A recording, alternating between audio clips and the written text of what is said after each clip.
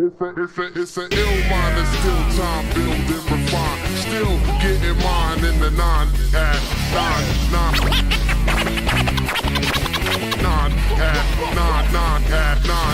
Building, refine, building, refine. Building, refine. Still getting mine in the nine at nine. Building, refine. Still getting mine. Geometric, 9 at 9. Sean J. 9 at 9. Stylist Chris. 9 at 9. DJ as 1. 9 at 9. 9 at 9.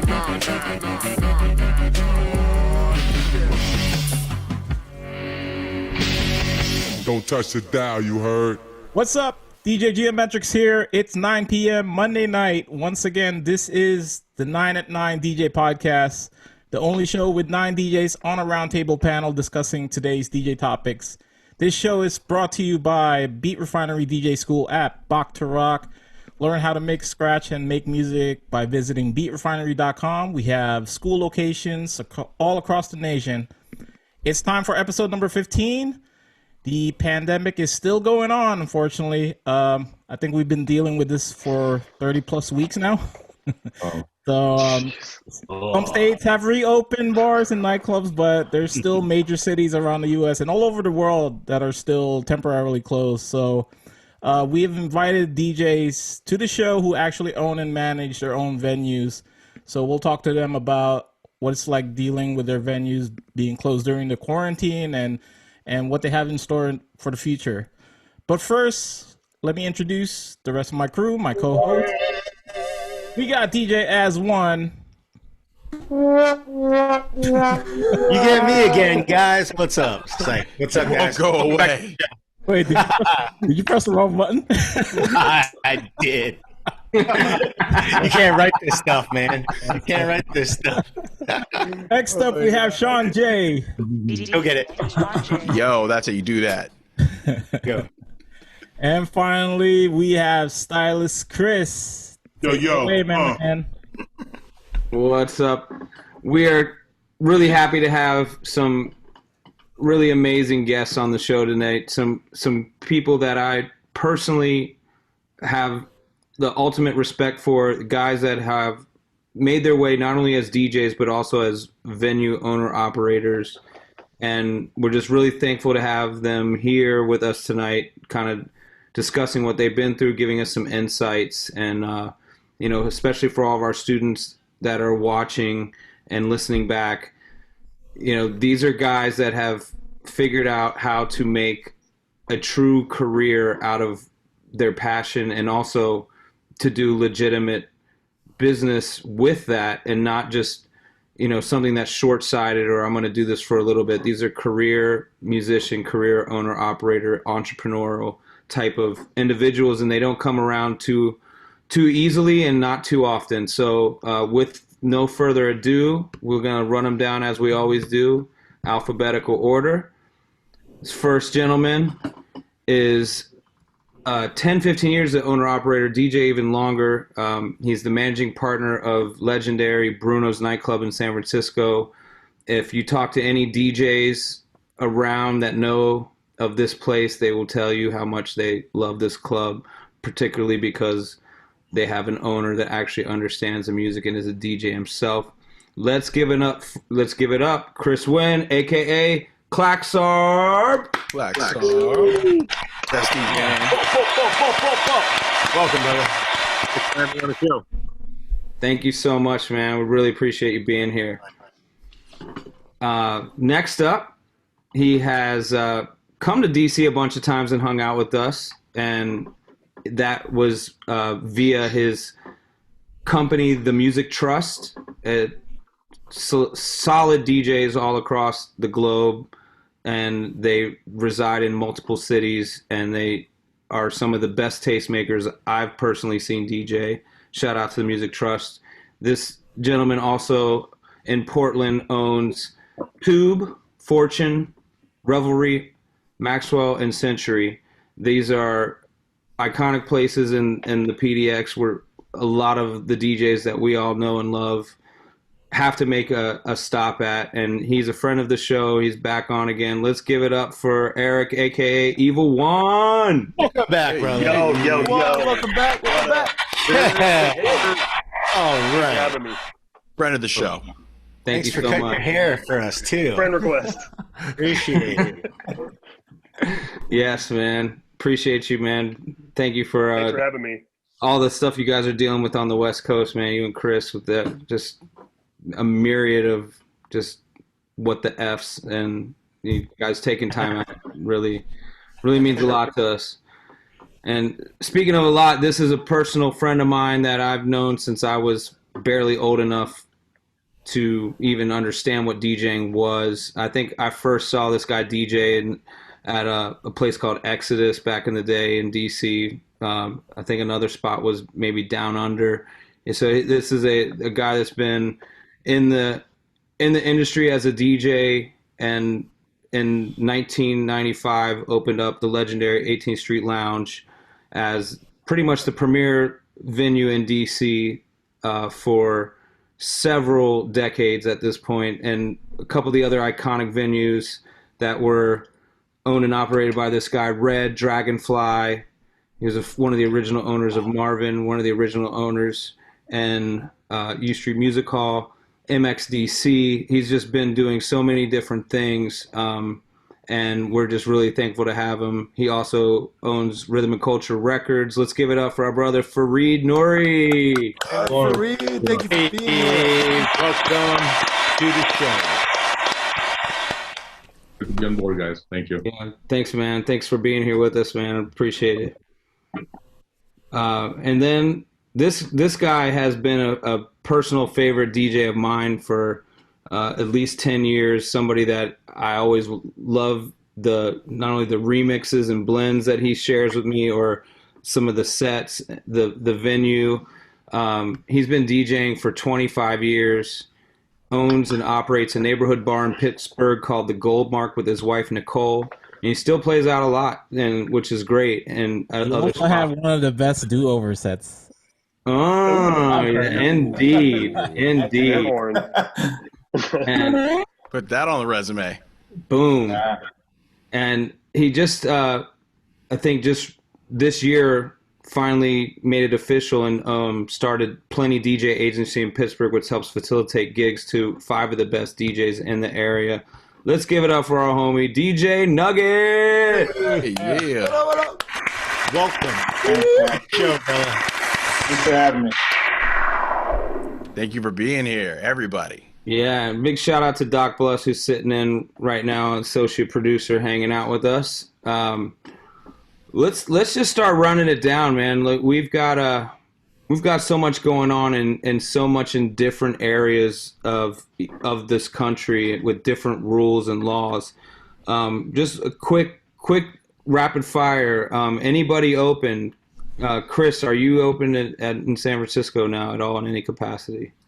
I'm not, and I just kind of feel like if I can't open and be what we were, or kind of even close to what we were, then it's just really not worth it, business wise and also just time wise. I don't want to.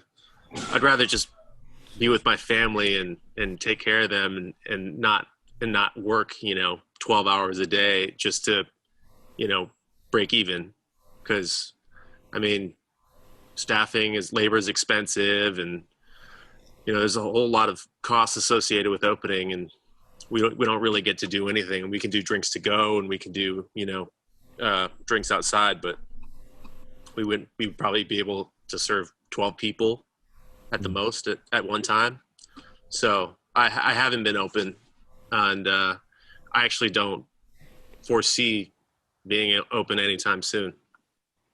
That's real, man. And I think in places where you can technically be open, but you realize and have the kind of vision to see that it's not worth it, and on all the levels you said, takes a lot of foresight and really really tough spot to be in. Eric, Portland. Yo, Give us a rundown of is anything open, and then also kind of a quick overview of the laws and what you could and couldn't do if you wanted to. cool. So right now in Oregon, a lot of the states in phase 2, but the Portland area is in phase 1. So we have a maximum group of 10 is like the biggest group you can have. 10 o'clock curfew. So, as a place that after 10 people packed in dancing, that really changes what we can do. Luckily for us, one of our places, Century, has a really nice patio. So we opened a couple months ago and have been able to be open outside only. You come in and order, there's plexiglass in front of the bar. So you get your drink, you get a number for your food, and then, you hang out outside on the patio. We kind of expected that to be slow right away, but surprisingly it was busy. So we had to add security just to like enforce those rules of, people will get a couple drinks in them and they want to, grind on somebody or just break all the rules instantly. And so you need to have just basically a cop there, like, stay apart. So of our 5 places, we have one that's open and, it's doing good, but that's like 10% of what a normal week would be. So it's just like not a long-term solution, and also fall and winter around the corner. And I don't know if any of you guys have been to Portland, but we're famous for our rain, and that is not a joke. So right. How many people are going to want to come hang out in a tent while it's pouring down rain? So it's grim. But whenever I get down about it, I talk to my friends in the industry out here too, and we're all going through the same thing. Like, what do we do?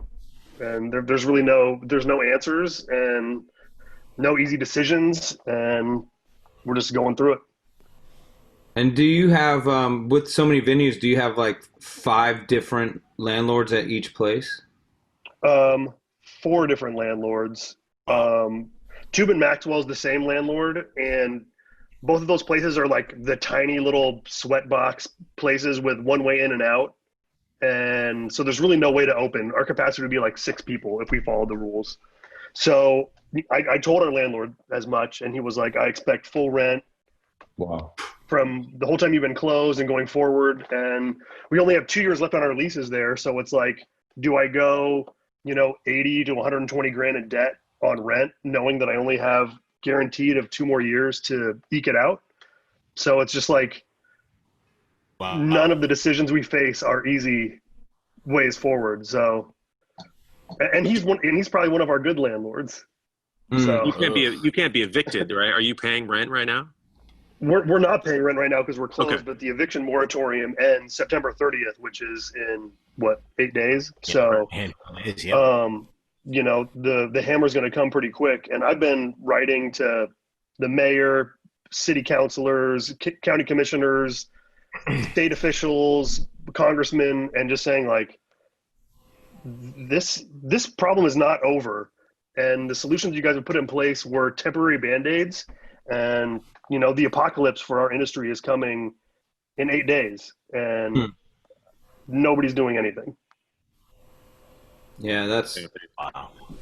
And Farid, let's dive in and speak quickly, and we'll get back to it and deeper. But just kind of give the viewers and give our students just a bit of an update on what went down with ESL.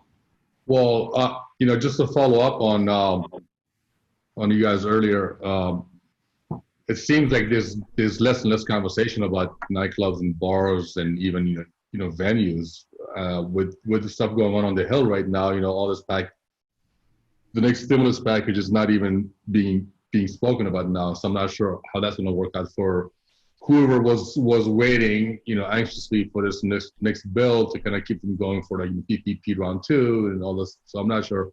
Yeah, going back to what Chris just mentioned, just about the ESL's closure. It seems like we're all in the same kind of position that Chris from San Francisco and I forgot from Oregon.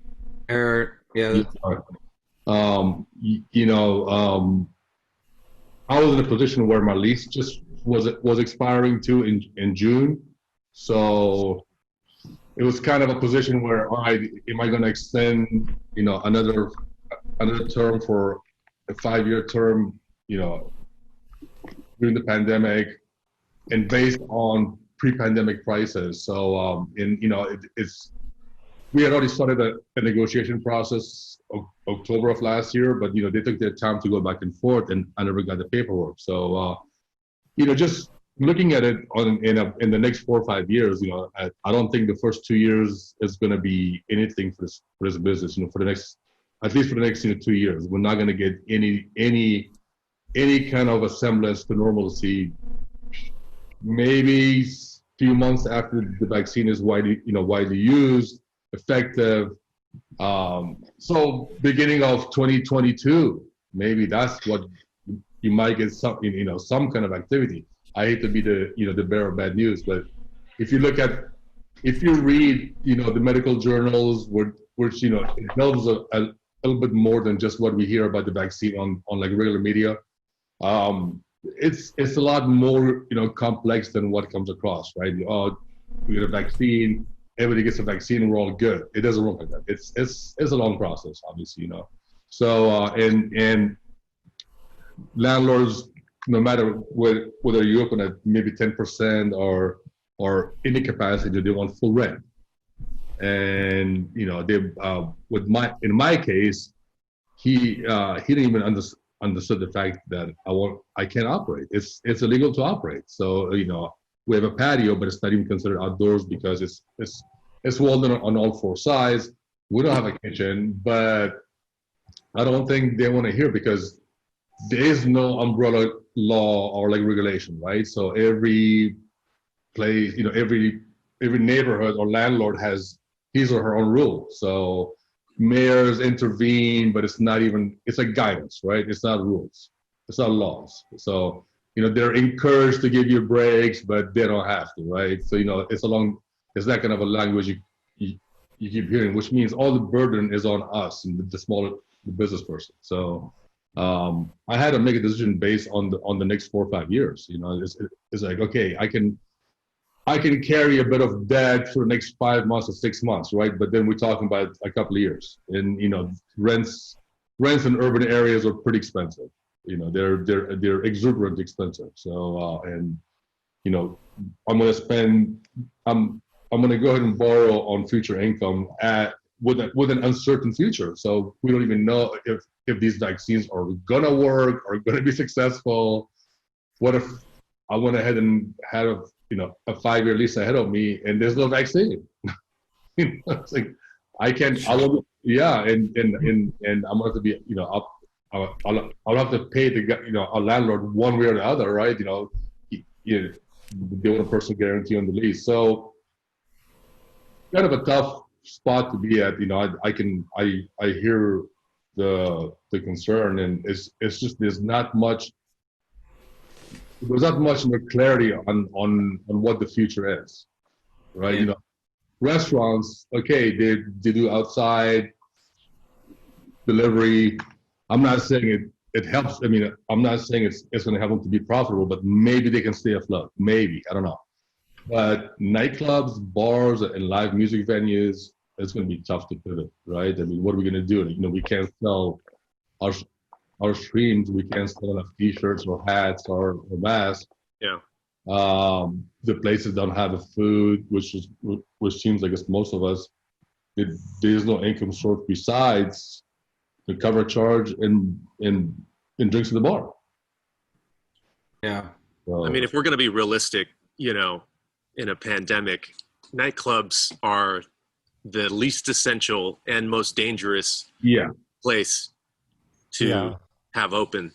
And I get that, and I feel the same way that you do, Farid. And, I've kind of just resigned myself to just accepting that this is kind of the new normal for a while. Sure.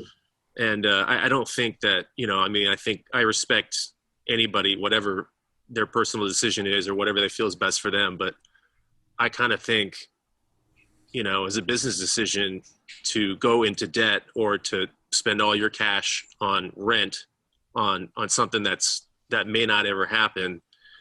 I just don't think it's, it's wise. And not only that, but there's going to be so many vacancies in the next coming years that the price of commercial rent is going to go down anyway, so you're kind of just paying for nothing.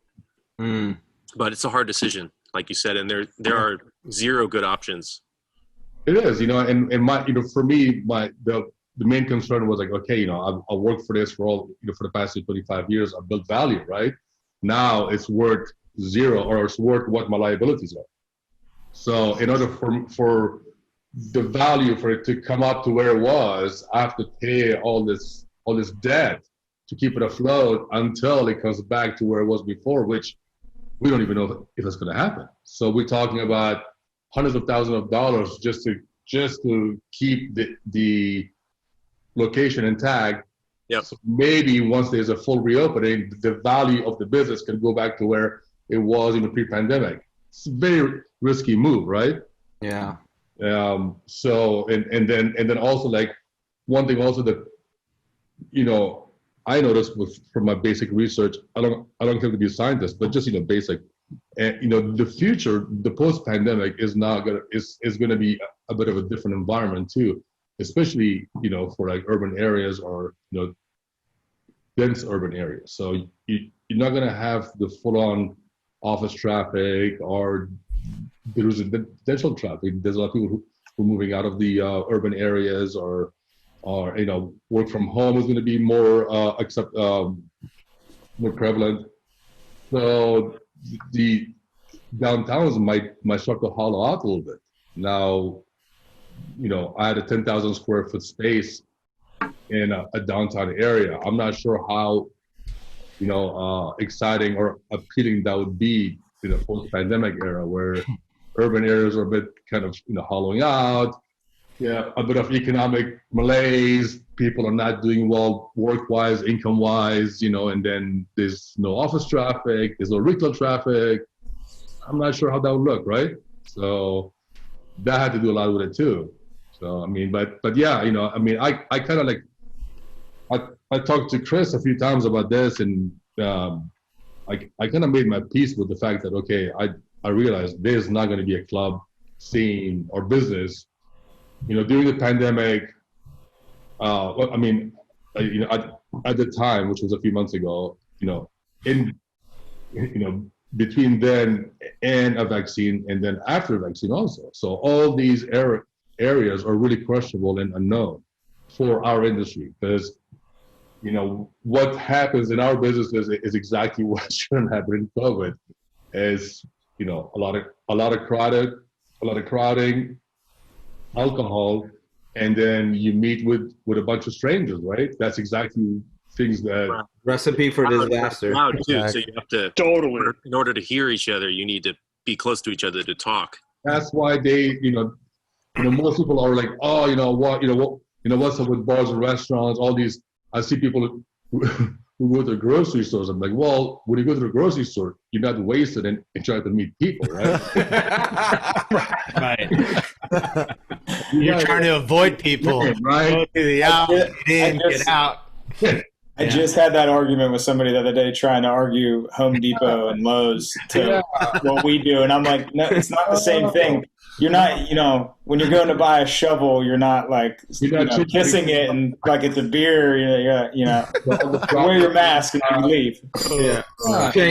Giving random people your credit card, back and forth, money exchanging. A Nugget, and then you get a high five, and it just that's what happens. So I kind of resigned to the fact that, okay, this is my role or my business is going to stop at this point for now, because I'm and there's a lot of people in town who are really pushing for local help or federal help. I don't know. I mean, it sounds really ambitious, right? When all the budgets are getting cut, and there's more, there's school and daycare and all that stuff that comes ahead of our industry, at least, right? I mean, I don't want to be the pessimist here, but when you look at them like a mayor's office, right?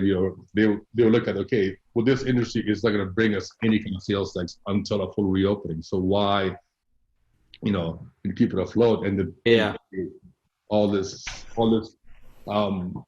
the value, budget to keep this business afloat, while we can pay unemployment or daycares or schools. So, and we're not essential. But I mean, for our world and for our culture and for us, for our businesses, of course we're essential. But I think I kind of realized that, okay, I'm not that, in the big sphere of things, I'm not as important as say schools or daycare or hospitals or yeah, we're like the new coal mining industry. Yeah, a lot of realizations coming around, man. Yeah, no, even your our DJing skill. Like, there was a point in time where I was like, well, my skill's worthless, at this point. Like, I'm not anything near essential. But then on the other side, I had to come through the tunnel and look at it and say, no, what we do is still art. In essence, and the world needs art. Absolutely. It's just at this moment the balance is shifted, and we need to focus. There's a magnifying glass saying, hey, world, there's some fucked up shit going on right now. Mm-hmm. And this magnifying glass is and this has magnified a lot of things that we've talked about this, that are clearly not quite working. I want to piggyback off of something that you just said, Farid. Actually, this really stuck out and hit me in the chest when you said it. You said the value of my space is currently only your liabilities.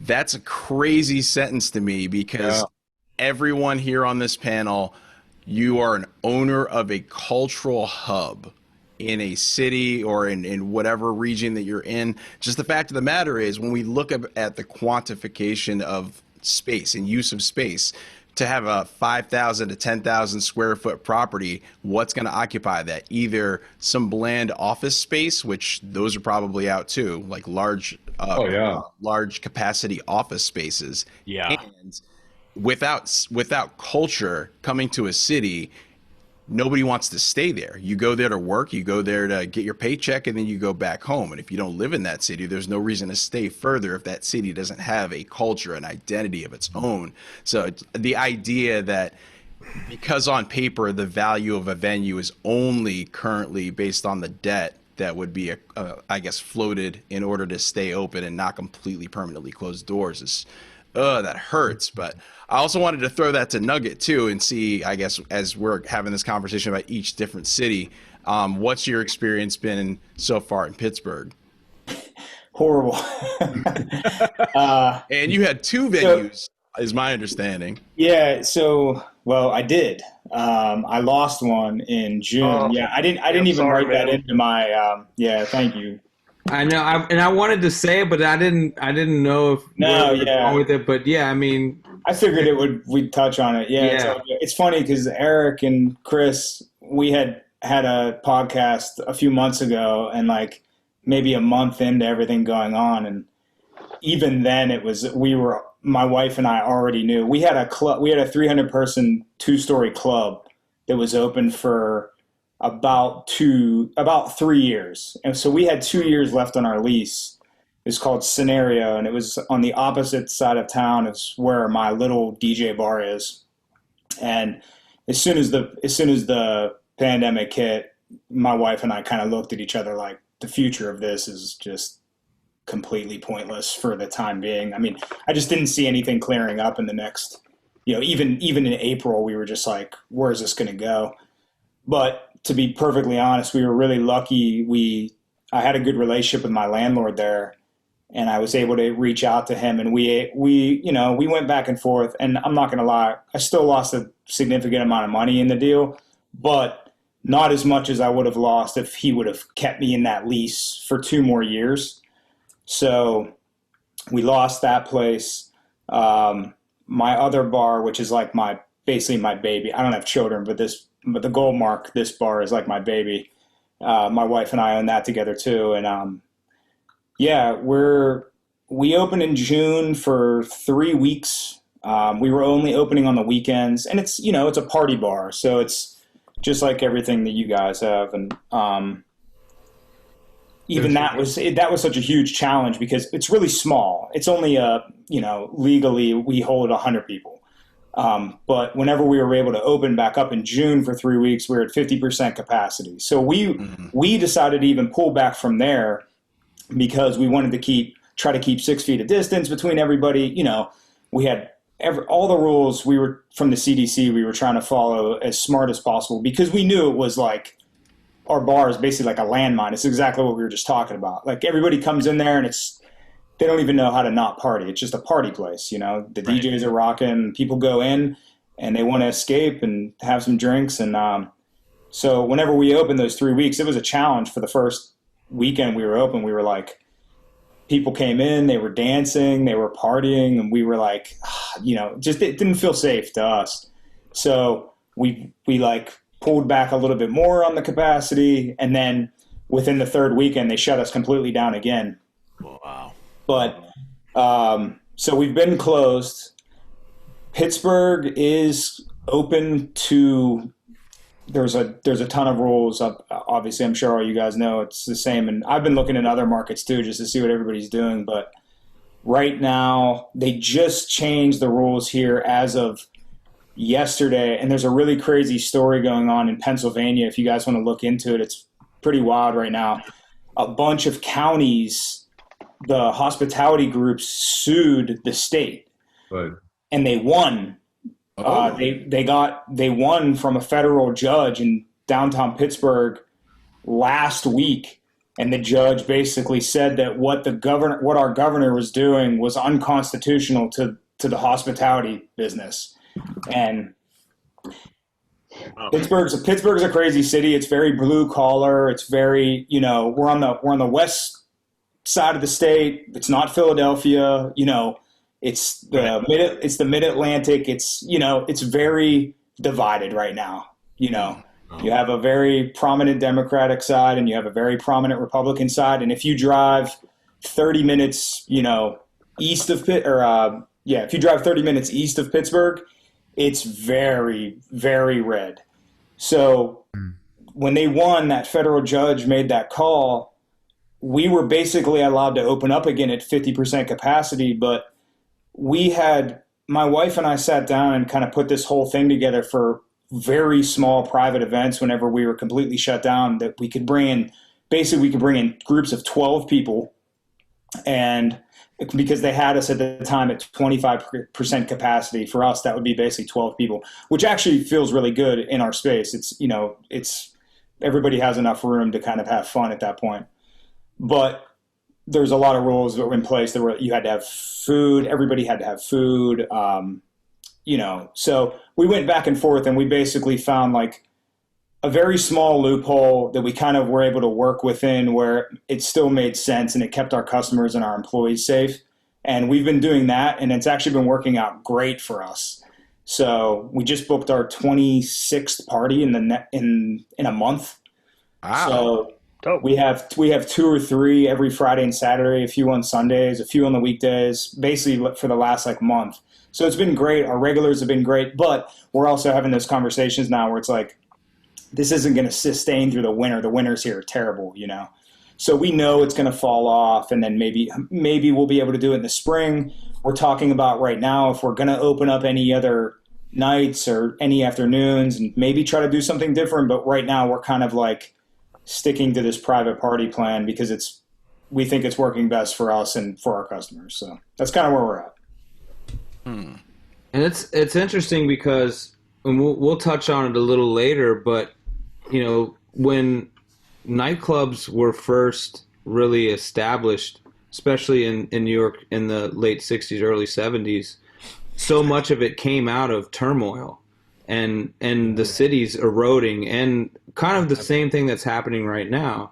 And I think, Chris, you were mentioning it earlier. Farid, you were mentioning it, like the rent at some point, it's the law of economics. The square footage that they can charge today, they won't be able to charge in 4 months when they not only the buildings that they own that host some bars and clubs, they also own maybe the above portion that is a bunch of offices that aren't filled. And some of these club owners, or they're not club owners, but the owners that own the real estate they're going to start getting hit. They're going to start, the longer this goes on, some of them might lose some of their locations. They might start defaulting on mortgages, which is kind of part of the whole madness of this whole thing, is how, if you're not able to protect it from the top, it's just going to get passed down until it lands on the people that are at the street, and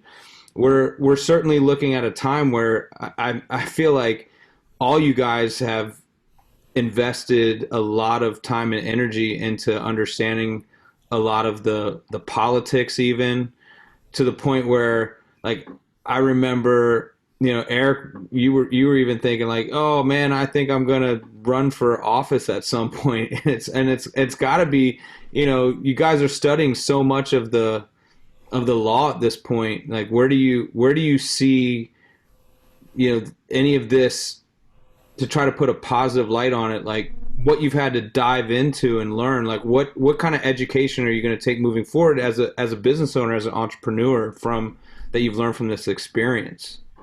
Chris, start with you. I actually kind of prepared for this. I didn't prepare for a pandemic, but I've prepared for a rainy day, because having a nightclub that's really busy, and just in my experiences in the past, you could be shut down for any number of reasons. And, it could be anything. It could be fights. It could be, underage drinking. It could be, lots of things. And I've just been saving money if it comes to the point where things get better, and even if I have to, close Bruno's, and I'll have enough to start again, do something else. And I think that just in the long term, for anybody out there, like, as far as the advice I could give, is just try to have a small nut, and just save your money and just prepare for the worst always. I could have never expected all this, but yeah, I did prepare for a rainy day, and here it is. So that's pretty much it. I don't, based on what I've learned, like, with this whole experience, I think I've just learned to try to keep things in perspective. Like, things are really bad, but I think at least I know that I'm still pretty fortunate. I have a roof over my head. I have my health and my family, and I look at history, and I look at maybe somebody that was born in, like, I don't know, 1910, and which they were going through a world war, and then there was a pandemic in 1918, and then there was a huge stock market crash and a depression, and then there was World War II, and then the Korean War, and civil unrest, and Vietnam, and just to go through all those things throughout a whole lifetime would be so crazy. But this, just in my lifetime, is the first thing that's ever felt anything, like that. Maybe 9/11, but this is something that's directly the first thing that's actually directly affecting me. So, I think that if I just tell myself to keep things in perspective, then really, like we're okay. This is not that bad. Well said. But, and to your point, a rainy day, but this is like Forrest Gump rain. This is like 35 days of sideways, upside down rain, like every direction rain. And, It's true. and I don't know. And the thing is, when the rain stops in Forrest Gump, the bullets start flying. So I mean, I don't know where we want to go with all this stuff. Lieutenant Dan.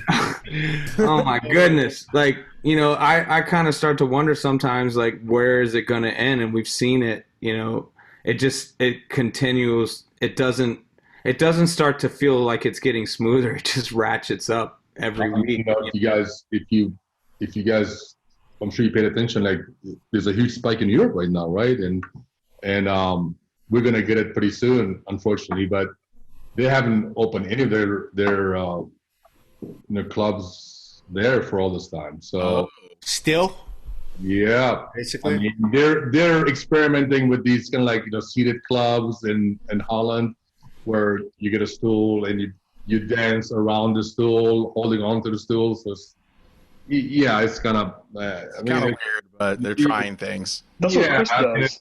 It's like organized, like whatever that was. Yeah, but it's just not in people's like in the authorities or the government's foreground as far as what are we supposed to do with this industry. But it's upon us to kind of at least keep it going during the pandemic when there's no outlet. And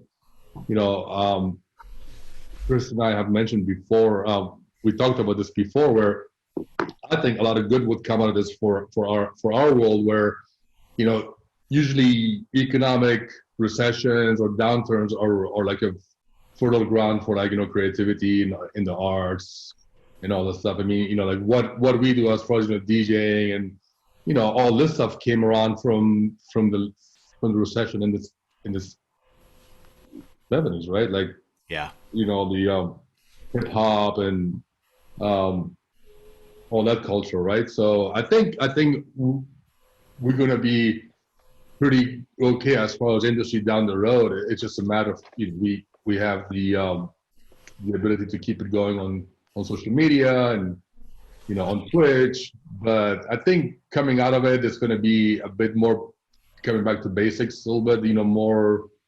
Less transient urban areas, more localized. So it's pretty local scene, maybe smaller venues, right? A bit closer to neighborhoods because of the result of the pandemic, where downtowns won't be as exciting as they used to be. So that's what I think. And learning from this experience was merely about, when you make a decision of this magnitude, you have to be able to look at all the angles, right? As wide a perspective as possible. And well, that's my take on this one. I mean, it took me about a couple of weeks to make a decision, but I kind of took off the matrix for a week and a half of that. I can only imagine what that had to feel like. Yeah. Just and he's got me in his ear going you can't close the 18th Street Lounge. A lot of people. Yeah, I was just talking to Chris, and that's about it. I was just in my own world, just doing my own, I had to take a look at the current time, the interim time, and the post-pandemic time, right? You can't just be like, okay, am I closing or opening? Because it's not as easy as that. So, yeah, I mean, but I think on the other side, as Chris mentioned, there's going to be a lot more opportunities to get it back into this business if the coast is clear once and for all, as far as rents, more options of maybe exciting spaces, in more cooperation by landlords and neighborhoods as far as noise and all those regulations, because cities would want the tax base to stay the same or increase. So I think it's going to be okay in the next few in the next few years, but we're going to see a bit of a downturn in our industry because we don't have an outlet. I mean, we can't operate. So I mean, Ibiza is not opening any of the clubs until next June, right? Or maybe May. There's a couple of things that's tentative. I'm right. Yeah. So we don't even know what's going to happen then, right? So there's a lot of talk about trying to get some aid and government aid. I'm not sure how that's going to work out though. Like I'm not even sure if that's a priority for government officials or senators or congressmen, right? I mean, they have so much to deal with right now, from unemployment to schools to daycare to hospitals to essential workers and you name it, right? Yeah. So, I mean, just gonna take our acts online for a little bit for now, and then keep the culture going that way at least. Yeah, Eric, you've been speaking of online, I mean, I follow you online, so I kind of feel like I get a little bit into your world, and we share a lot of the same cultural background, and even though I'm East Coast and you're West Coast, we both have young kids and we're entrepreneurial guys and we love the music, and I've got to play with you a bunch of times rocking sets, and like you're one of my favorite DJs to just like have fun with, like Impulse, we're all just having a good time. It's just like it's really a special thing. Nugget, I've played with you before. Like I have one of my most memorable times ever DJing when I was at your spot at the Gold Mark, and how much fun we had rocking. And so I think in some ways you guys have already kind of set a precedent of making places fun and creating clubs that really cater to the DJ. And Chris, I was supposed to be out in San Francisco for 18 days, and I was every DJ that I was, big up Audio One, big up Aaron the Era, like they were like, we're going to Bruno's every night that you're off. Like that's where we're gonna hang out, and you're gonna have the best time of your life, and you're gonna hear the best music. You might be better off. Aaron, shout out to Aaron, but he's like, you're not gonna be able to walk for like 10 days, That sounds accurate. But do you guys feel like, and 18th Street Lounge, for all those that don't know, 18th Street Lounge is one of these places where, like, if somebody came up to you and asked for a song that you didn't want to play and they gave you a look, you could just tell security, like, this person, they don't belong here, get them out. and you have the full support of the owner being like, hey, if someone doesn't get it, get them out, we don't want them here. Yep. And that's like, that doesn't happen. It's the opposite usually of where, like, hey, this guy just bought a bottle and I need you to play Terry's album. seven of the new Drake songs in a row, back to back. And do you guys see like, you guys I think are already on that, but do you see any, when you do finally get to reopen, do you see musically pushing what you were doing even further, and also do you see like the other venues around kind of reaching in and trying to be more meaningful with the music? I'm going to be honest, I haven't even thought about that. That's a good question. Yeah, it is a good question. I don't know. I think for me personally, I mean, we were already kind of doing that, so I would just kind of stick to that. But I think that maybe DJs themselves will be, because like they've been live streaming this whole time, and like they've been playing so much music that you don't really get to play in a nightclub setting. And I think that when they come back, some of that is just kind of spill over into the scene a little bit. And I hope so, because I would like to see more places that just kind of let the DJ, do their thing and not really cater to the crowd as much. Yeah. But I think it's highly possible that maybe the DJ may not even be like a focus anymore, and it'll be like a lot of places where they're just like how it used to be, like in the 80s and 90s, where the DJ would just kind of be off to the side just playing music, and people would just be like getting drinks and food and stuff. I kind of like that style. There's a beautiful picture there. DJing in a loft or something. Yeah. What do you think, Eric? I mean, if it goes back to the way it was, that would be disappointing. I mean, I hope that DJs and venue owners are taking this time to grow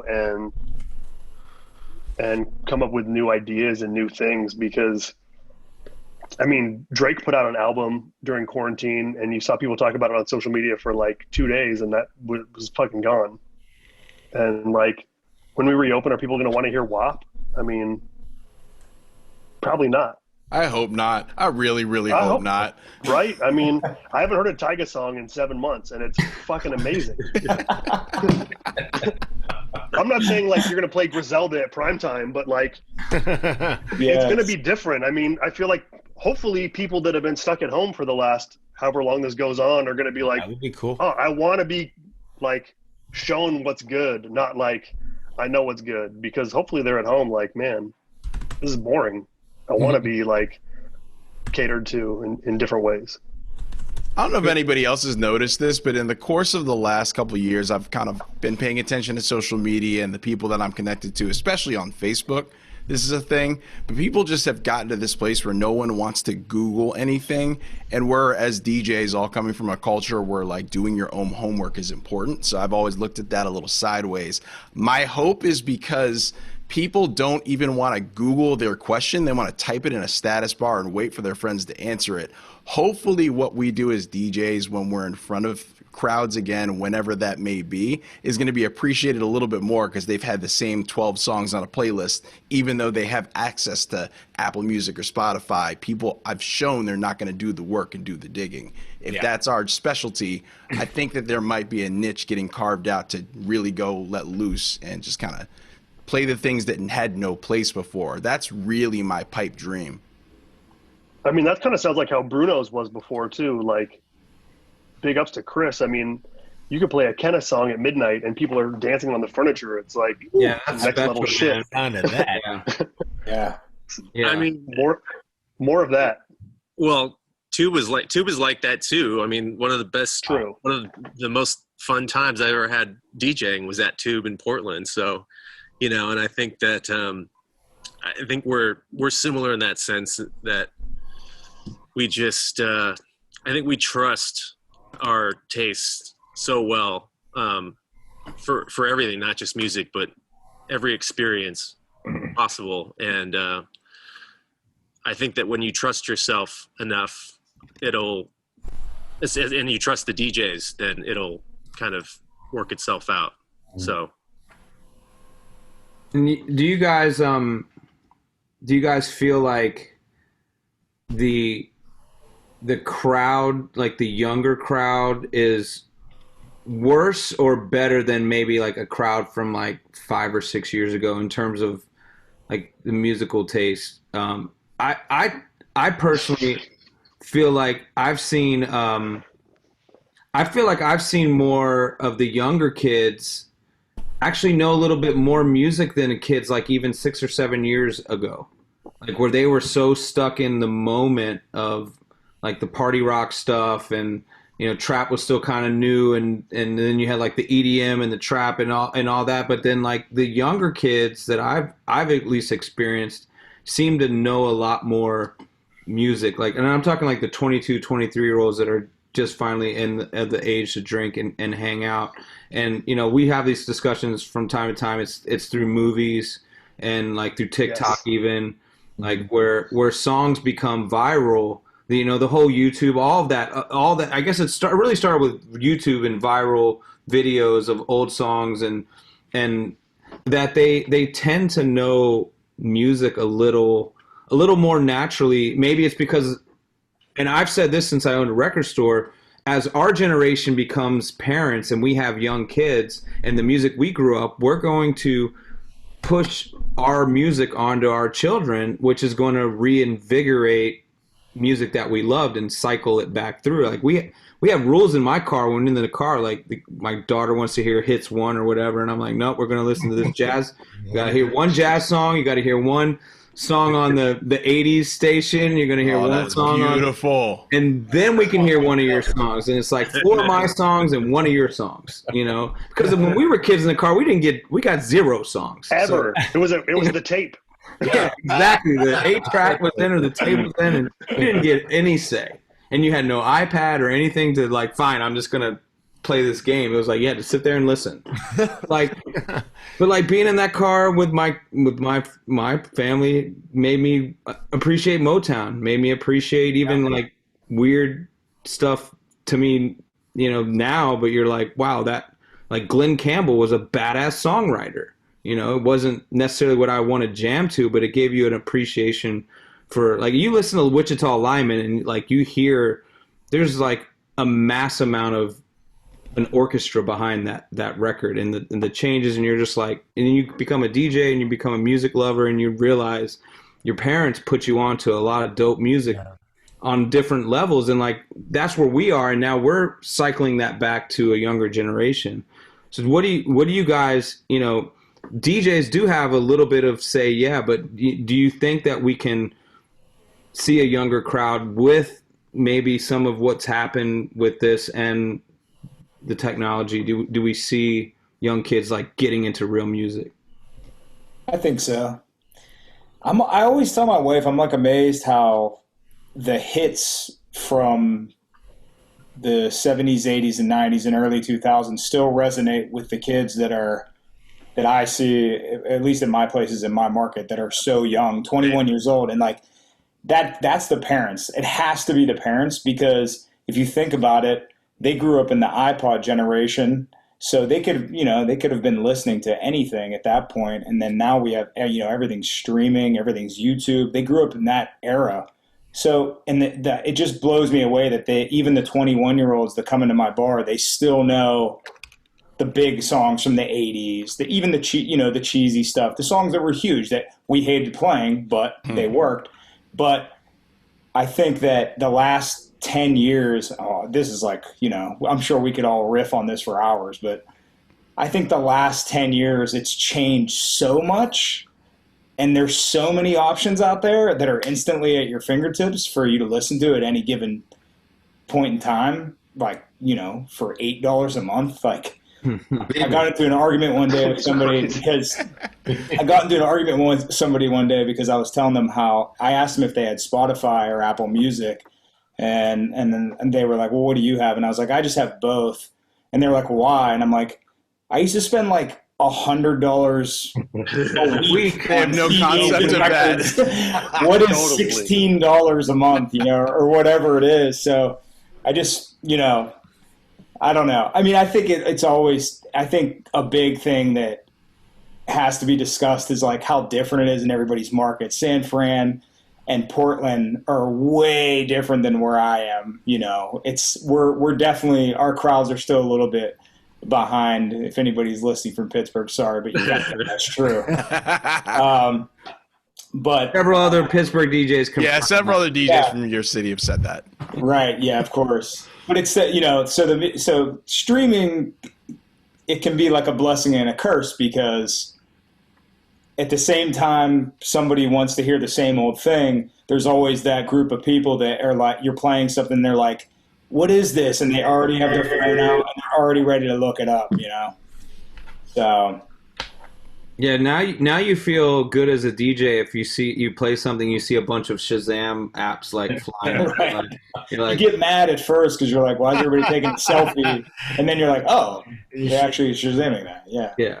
And then when they can't find it, and then they're coming up and taking they run up to you. A picture of your Serato. Yeah. Oh, right. It's fun. Or what about when they're Shazamming like 50 Cent in the club and you're like, oh man, wash my.